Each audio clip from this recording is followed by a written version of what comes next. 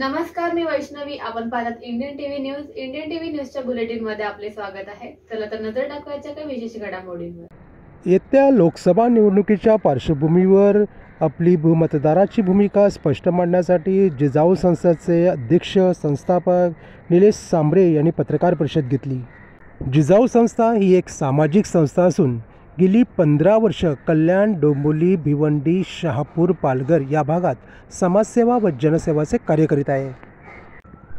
आपल्या सामाजिक कार्याची कुठला तरी पक्ष दखल घेईल व मला उमेदवार देईल अशी वाट पाहत असलेले निलेश सांबरे यांनी सांगितले की पक्षाच्या अंतर्गतच वादावाद चालू असल्यामुळे मी अपक्ष म्हणून खासदारकीचे उमेदवार जाहीर करत आहे. तसेच सत्ता असेल तर शासनाच्या इतर सुविधाही मी गरिबांसाठी, गोरगरिबांसाठी, जनतेसाठी आणून आणखीन जोमाने कामं करीन.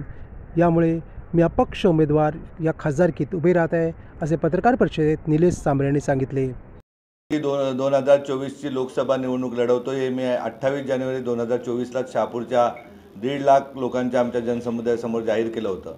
तर आरोग्याबाबत म्हणायचं गेलं तर गेल्या 15 वर्षामध्ये जवळजवळ 40 लाख समाज बांधवांना आरोग्याच्या सुविधा जिजाऊमार्फत उपलब्ध झालेल्या आहेत. आणि शिक्षणाबाबत म्हणायचं गेलं तर गेल्या 15 वर्षामध्ये 8,000हून जास्त विद्यार्थी प्रशासनामध्ये नोकरीला लागले. साधं गणित आहे माझं का 8,000 गुणिले 10 म्हणजे 80,000 मतदार झाले त्या नोकरीला लागलेल्या लोकांकडनं. आणि जे 40 लाख मी म्हणतोय आरोग्याचे उपचार केले त्यातील फक्त 10% पकडा ते 4 लाख म्हणजे 4,80,000 हे तर माझं घरचं मतदान आहे. आणि बाबासाहेबांना अभिप्रेत असलेली समाजसेवा देण्यासाठी ती निवडणूक लढवतोय. सर्व जाती धर्म सर्वच पक्षाचे सामान्य कार्यकर्त्यापासून वरिष्ठ लेवलचे कार्यकर्ते माझ्यासोबत आहेत. आणि नक्कीच माझं तर ठामपणे म्हणणं असतं की ज्याला हृदय आहे आणि त्याला जिजाऊ पाहिली, जिजाऊ कळली तो प्रत्येक मतदार मला मतदान करणारे 21 लाखापैकी.